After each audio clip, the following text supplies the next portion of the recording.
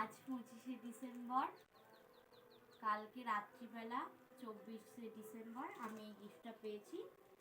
তো সকলকে merry Christmas. আর এই গিফটটা আমি খুলছি।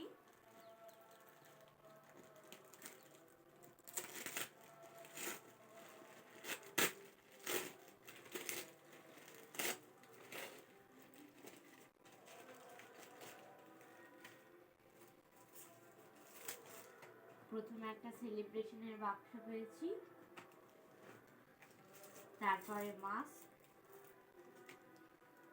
এটা কম্পাস, আর এটা শার্পনার।